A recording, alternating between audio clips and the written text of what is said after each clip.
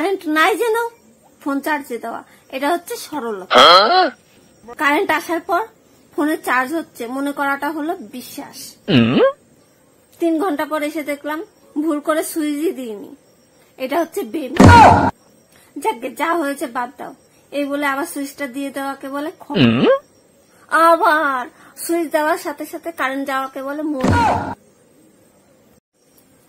Current আবার আসতে দেরি হবে এই ভেবে ফোনটা নিয়ে বাইরে চলে যাওয়াকে বলে কনফিডেন্ট। 3 ঘন্টা পর বাড়িতে এসে যখন শুনবেন যে চলে যাওয়ার পর পরই আবার কারেন্ট এসেছে আর যায়নি, ওটাকে বলে কাটা ঘায়ে নুনের ছিটা। আবার তাড়াতাড়ি করে ফোনটা চার্জে বসানোর সাথে সাথে কারেন্ট যাওয়াকে বলে ছক্কা। কারেন্ট আবার আসতে পারে এইভাবে 3 ঘন্টা বাড়িতে বসে থাকাকে বলে অপেক্ষা। 3 ঘন্টা অপেক্ষা করার পর নিজের উপর বিরক্ত হয়ে মন খারাপ করাকে বলে ডিপ্রেশন। হ্যাঁ, মোড়ের মাথায় কারেন্ট আছে, ওইখানে গিয়ে চার্জে দেবো, এরকম ভেবে বাড়ি থেকে বেরিয়ে যাওয়াকে বলে বিকল্প ব্যবস্থা। আবার মোড়ের মাথায় যাওয়ার সময় অর্ধেক রাস্তায় কেউ বলল আবার কারেন্ট এসেছে, ওকে বলে প্রাপ্তম ফিরে আসে।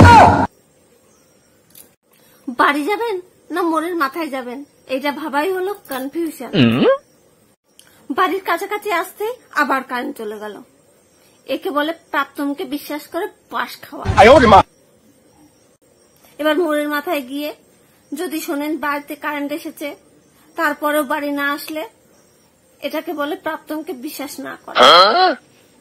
রাত 12টা অবধি মোড়ের মাথায় বসে থেকে তারপর বাড়ি এসে যখন শুনবেন সেই যে কারেন্ট এসেছিল আর যায়নি, ওটাকে বলে প্রাপ্তমকে বিশ্বাস না করে ভুল করা। এত কিছুর পর কারেন্টকে মনে মনে গালি দেওয়াকে বলে এক্স এর পরিণতি।